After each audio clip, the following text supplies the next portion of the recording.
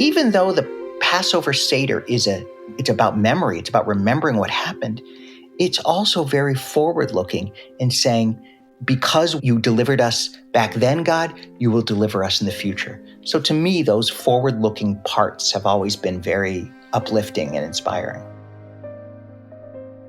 On In Good Faith, we believe that all faith traditions have something to teach us about how God is working in the world and in our lives. So join us as we listen and learn. Today on In Good Faith, I'm speaking with Rabbi Evan Moffic about the symbolism of Passover, the whole week of celebration, as well as the meal. I'm in studio with our senior producer, Heather Bigley. Hello. Also, our student producer, Josh Orton. How's it going? Josh, as you were looking for someone to talk to about the meaning of Passover, what drew you to Rabbi Moffic? What drew me to Rabbi Moffic was that he was really focused. All of his books, all of his works were really focused at building bridges and understanding, particularly between Jewish people and people who are Christian. And so I was really interested in why he felt such a desire to get people to understand more about their Jewish faith and traditions. Rabbi Evan Moffic is the senior rabbi with Machem Solel Lakeside, a Reform congregation in Chicago. He's also the author of the 2015 book, What Every Christian Needs to Know About Passover, and he's a graduate of Stanford University. He's going to talk about Judaism as a faith, also as a culture, interesting distinction, and why I should care as a Christian, why Passover is part of my own tradition. Yeah, I love that. And I love this idea that if we explore those roots of Judaism that gave birth to Christianity, we as Christians will have stronger faith. I started by asking him, what's the most important thing he thinks he shares about Passover? I think the most useful things that I've shared are the Jewish interpretations of the different symbols. One of the beautiful things about Judaism is that it is never a literalist religion. Even the Orthodox, there's always commentary, there's always interpretation, because the underlying idea is that God gave us this text to speak to us in our time and place. And the text has so many meanings. And when we discover a new meaning, we're simply uncovering what God had intended all along. So, for example, the matzah, the unleavened bread, seeing that as a sign of humility, that the bread is unleavened. It didn't have time to rise. It didn't have time to puff up like we puff up our egos. And part of the purpose of Passover is to cultivate that humility before God, just like Moses, who was the most humble man on earth. Another interpretation is the Hebrew word, Mitzrayim. That means Egypt in Hebrew.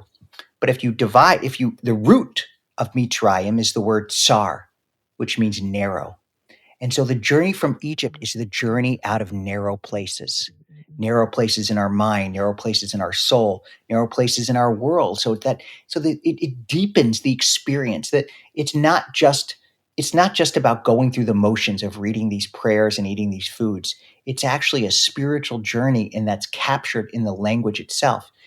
And these commentaries are ways of deepening the meaning of the text. In fact, one year we did a mini Seder for people in AA. Interesting. Who were dealing with addiction. And that leaving in the narrow places was something that I think resonated deeply. So it just shows how these religious ideas can be applied to so much. For people who might not know, Passover is a meal. Could you talk about some of the things that would be on the table, the foods, and some of the symbolism? Yeah, it's a very ritualized meal. And the symbolism is meant to remember the exodus from Egypt. So the primary symbol is matzah, which is just unleavened bread. It's crunchy bread. And the idea is that the Jewish people had to flee Egypt so quickly before Pharaoh changed his mind, which he did change his mind. They were right to be suspicious of it, that they didn't have time to let their bread rise. So they had to take the bread before it could rise, and it was crunchy. So that's to remember the haste with which we left Egypt. Then there's the bitter herbs, which is, it's called maror. It's horseradish. And that's to remember the bitterness of slavery. Or there's a shank bone. You don't eat that, but it's on the Seder plate, and that's to remember the Passover lamb, because before it was a ritualized, before the temple was destroyed in 70 CE, the ritualized meal was a lamb, a paschal lamb. And so now the temple's gone, so we don't eat a paschal lamb, but the shank bone is a memory of that. It's a symbol of that.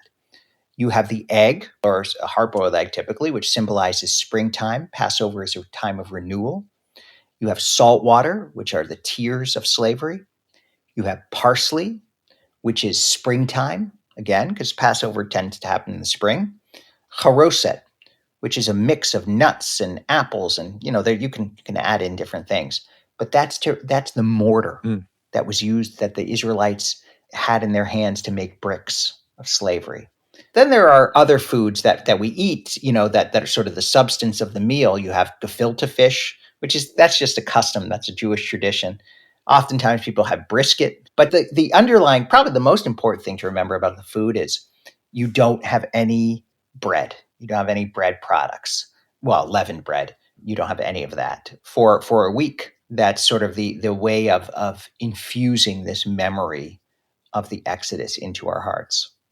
So I have a Jewish friend in Israel near Jerusalem who always says to me, "And don't forget the cups of wine." Yes, yes, I very should true. ask you, 4 cups of wine. okay, and what are they for? What's their purpose? Well, for the 4 promises of redemption. So the number 4 is really significant in Passover overall. There are 400 years of slavery.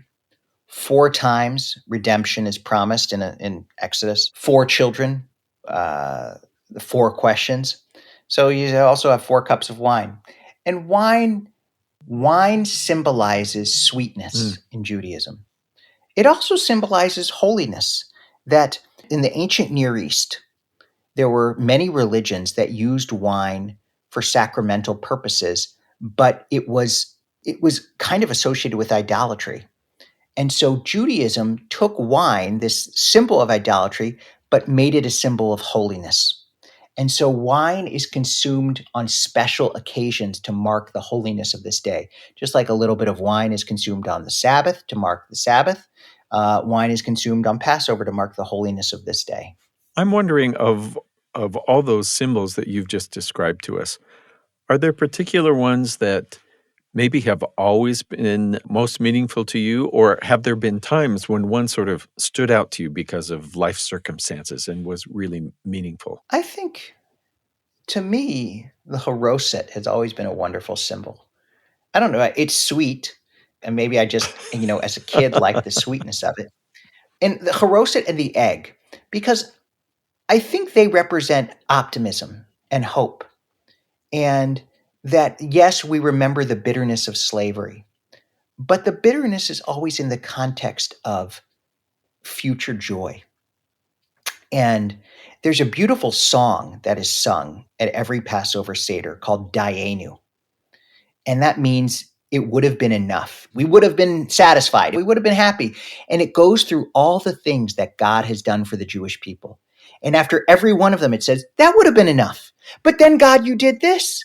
And that would have been enough. But then, God, you did this. So it's this beautiful prayer of gratitude. And at the end, there's kind of a messianic vision that in the end of days, you will bring redemption to the world. So it's a very forward-looking, even though the Passover Seder it's about memory, it's about remembering what happened, it's also very forward-looking and saying, because you delivered us back then, God, you will deliver us in the future. So to me, those forward-looking parts have always been very uplifting and inspiring. Yeah, that makes sense. The hope, gratitude, joy, beautiful words to grow out of a remembrance of difficult times. Yes. If I can quote you to you, in your book, here's a little quote, that through Passover, they seek to experience the blessing of freedom and not the pain of victimhood. How would experiencing the blessing of freedom, how would that apply today? I think it's gratitude.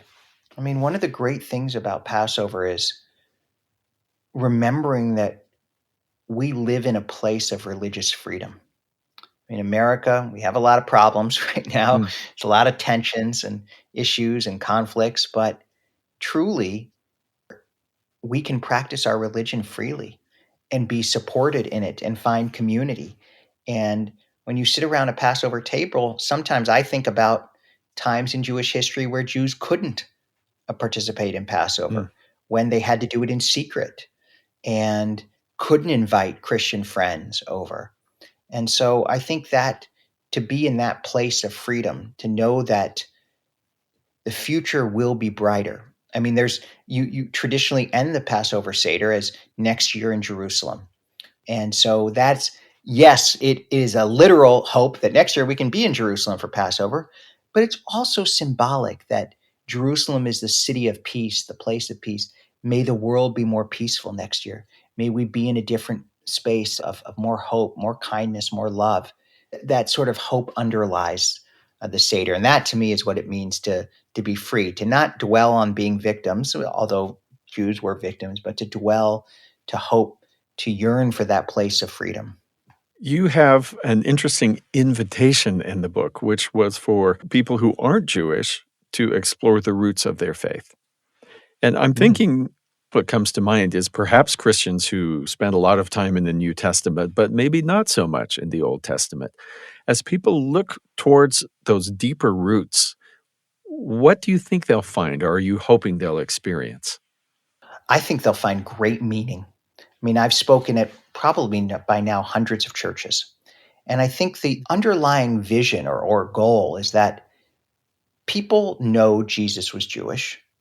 And if you want to be close to Jesus and to know what Jesus experienced and when Jesus was on earth, know Judaism, know the religion that he was born into and that his community was part of and that his disciples belonged to. And so when you learn about Judaism, you can grow deeper, closer to Jesus and deeper in your own knowledge and faith. So that's part of it. The other part is just it's interesting. We live in a world where organized religion, faith is declining. And so when you can deepen your own sense of faith and just general knowledge of religious texts and stories, it's uplifting, it's inspiring. You know, when I visit churches and I'll sit in on worship, I feel inspired, even though it's not my religion. I feel uplifted by hearing the letters of Paul or, something else. So I think that's part of it. So it's the knowledge and the closeness, but it's also just the experience of learning from another person's faith. I mean, a lot of this stuff used to be taught in schools and public schools. It isn't anymore. So this is another place where we can deepen our own sense of spirituality. It seems to me that often when people are teaching something, they gain even more understanding. Like that's how you know Oh, you yeah. know something is as you teach it or if you can teach it. Have you had a deepening of understanding of your own faith as you explain it to people of other faiths? Yes. I've written several books, and one of them was about the Mm. Jewish holidays for Christians. It was a lot of work, and I uncovered parts about the holidays that I had never really thought about. I'd experienced the holidays, Yeah. but when I really went into their history and their different practices, like, and there's even in the Passover book, I talk about Yemenite Passover practices where they dress in a certain way. I had never experienced any of this growing up. So in some ways, the research and the teaching and the questions that I got from different people kind of pushed me to go deeper in my own faith, for sure. It's wonderful. It's definitely, in some ways, I compare it to I meditate regularly. And that practice, that discipline has deepened my own feeling in prayer as well, in traditional Jewish prayer. So I think that there is something when we go deep into a topic to teach it, that it opens up different parts for us. We're speaking specifically of what Christians need to know about Passover. Is there something you wish people in general who may not be informed knew about Judaism? Judaism is not really a religion. It is a religion, but it's more than that. It's a people, Hmm. it's a community, it's a culture, it's a way of life. The category of religion versus secular doesn't really apply in Judaism. And I think that is a confusing, that's many Jews are confused about that too. But the if you go to Israel, for example, which I'm sure some of your listeners have, you see that about 75 to 80% of the population are not religious. They don't observe the Sabbath. They don't follow the dietary laws, but they consider themselves proudly Jewish. And it's because they're part of a people. And I think that is confusing sometimes to Christians. And it affects how we look at the state of Israel today. So remembering that Judaism is as much a people as a religion is something I think some people just kind of intuit, they get it, but understanding it formally, I think, can be very helpful to people. You're listening to In Good Faith. We'll be back with more. I'm Stephen Cap Perry.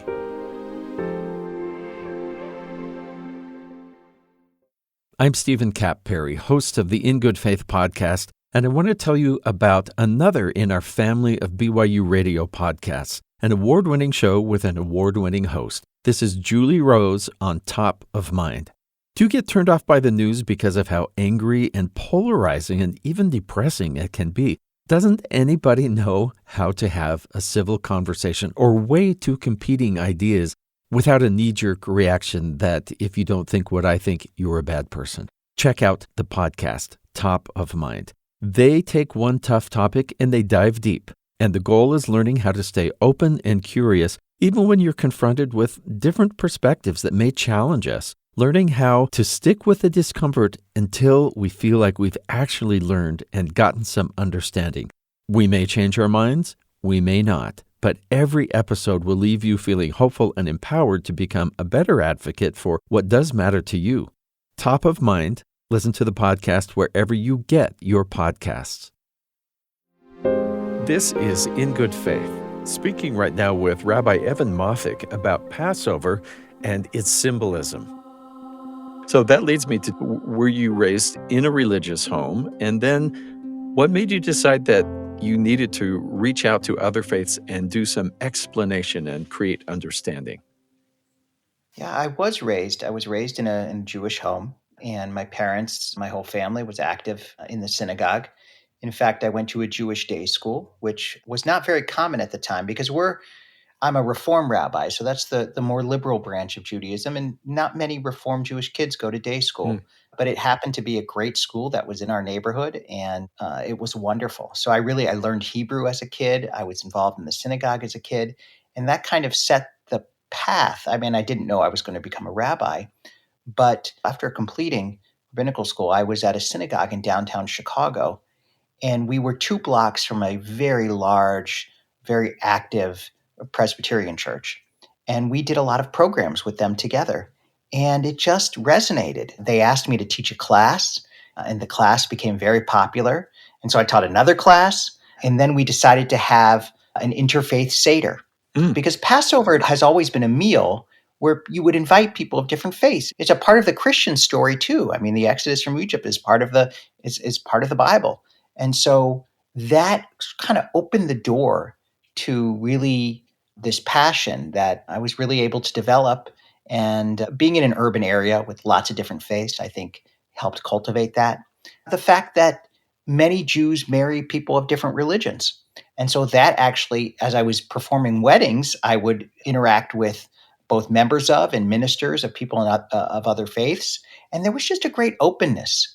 And in fact, right now, we see rising anti-Semitism in the world. These relationships that I've built with other clergy and people of other religions are, I think, really helpful. They set a tone for real civil and meaningful conversation. Yeah. Do you feel support from those other congregations as far as Yes. anti-Semitism when it happens? Yes, very much so. I mean, not everybody. And there are certainly political tensions come in often. And, I try to shy away from those as much as I can and focus on the ties that bind us. But yes, I mean, since October 7th and what happened, many friends reached out to me and I was very touched by it. I'm wondering, was there some point at which you had to translate what you'd been taught, what you'd learned, both synagogue and the day school, and decide, am I a believer or what is my relation to God and the divine? Yeah. I mean, I'm an intellectual guy. I love reading theology. I love reading modern Jewish history and thought. But I've always had a kind of basic faith. I've always felt a kind of majesty and awe when I go into a synagogue. I feel a connection to other people, to something bigger than ourselves. It's almost an awareness, a feeling that we're here for a purpose. I never really worked on it in terms of developing my own theology. I mean, I've written, I've talked about things that I believe and question and so forth. But on the deepest level, I think it's just always been there from childhood. I almost think you have to have that if you're going to be a faith leader. Now, some people would disagree. I know some rabbis who really have a much more kind of rationalist, non-theistic notion of God, but that's never been me. It's something I'm happy to talk about and appreciate, but I think it just came growing up and from my parents. They've always had a deep sense of faith, so I think I inherited some of that. What do you think gives you the most joy in your faith life? Teaching, study and teaching, the two go together. I have a regular Bible study group. We call it Torah study at my synagogue. And it's just so nourishing. Every week we get together. Sometimes we'll go get through an entire chapter. Sometimes we only get through one verse, but we really go deep on the text. What does this mean? How does it resonate for you? How does this apply to your life? What are the different interpretations? Talking about all of that is deeply nourishing to me spiritually. And of course, I love prayer. I love song and music. That's all part of it. But I think what really touches my soul is deep study and transformation. Also, as a rabbi, when I get to experience life cycle events, conducting a funeral or a wedding or a bar mitzvah or bat mitzvah, that also just nourishes me spiritually. You really get to be part of people's lives, important moments. It's such a blessing. So at what point did it occur to you first, maybe I'm going to be a rabbi, that this may be my path? I think the thought first came to me when I became a bar mitzvah at age 13. And I really looked up to the rabbi and I thought he was just such a wonderful human being and leader.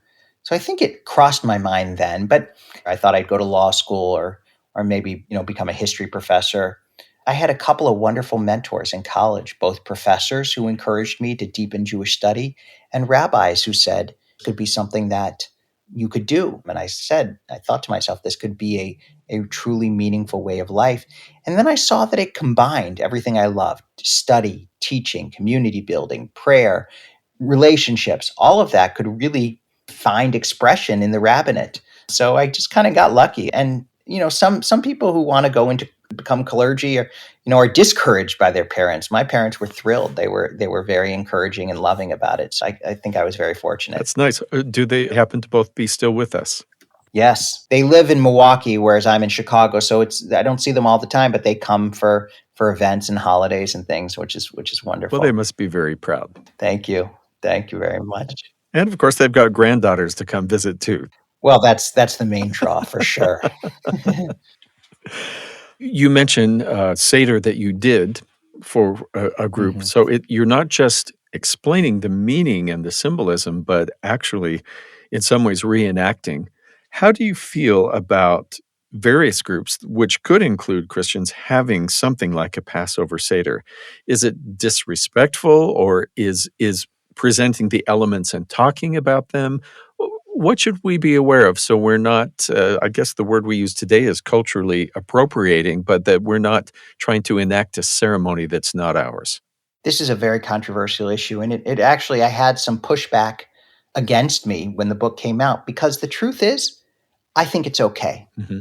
There are many rabbis who don't think it's okay, but I think it's okay with the proper guidance. I don't want somebody just looking up Passover on Wikipedia and printing it out and saying, this is what we're supposed to do. That I think is too simplistic. Yeah. But the Passover story is part of the Christian Bible as well. So I think it's okay. And I think it's okay to add different meanings to it. To me, cultural appropriation would be pretending that it's not a Jewish ritual, or saying our Seder supersedes the Jewish Seder. Oh. But that's not what I've seen Christian Passover Seders do. I've seen them mostly because I've participated in them. I've helped them at Catholic churches, at Protestant churches. I see just a deep appreciation. I want to experience the Jewish Passover and do it in a Christian setting. And to me, that's okay.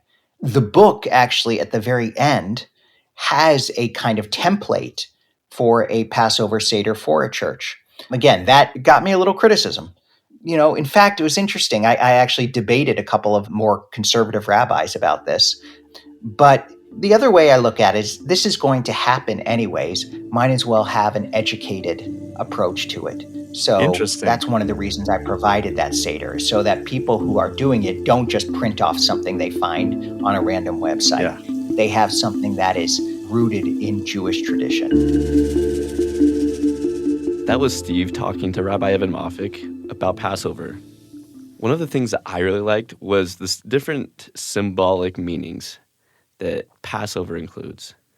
I think we live in a generation and a time where symbolism isn't really a thing anymore. Like, we could read Moby Dick and just say, oh, that's a good story about a whale, and that's it. But symbolism is super essential to Passover, and I really love that. Everything from what food they eat to the number of cups of wine, everything has some symbolic meaning, which I think brings Passover a richness and brings a lot of joy and meaning to those who celebrate it. Yeah, and I actually found this really humbling. I mentioned to you guys, if someone were to ask me about Christmas Day and all the things we did to Christmas Day that connected to the story of the Christ child, I might be able to talk about some presents that we give out. But most other things in my very Americanized, probably too capitalistic Christmas have more to do with me having a really great time than they do with a ritualized remembrance of who Jesus is and what he's doing in my life. So this example from our Jewish friends, I think, is really important for us to pay attention to.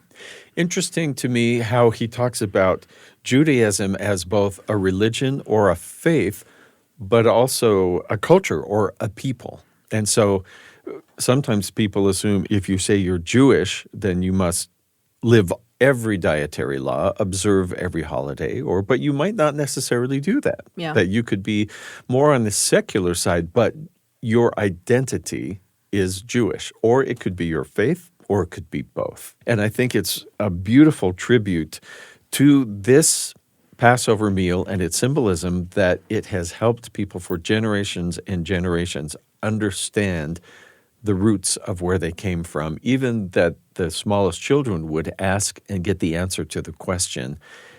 And that's part of why they have this identity that has lasted through thousands of years. Many thanks to Rabbi Evan Moffic for speaking with us. This episode was produced by Heather Bigley and Josh Orton. Our production team also includes Leah King, Katerina Martinich, and Ashton Rowan. Our post-production sound designers are Mark Hansen, Brandon Lewis, Daniel Phillips, and Carly Wilson. In Good Faith is committed to the idea that we all benefit from hearing people of widely varying backgrounds share their personal experience with faith and belief.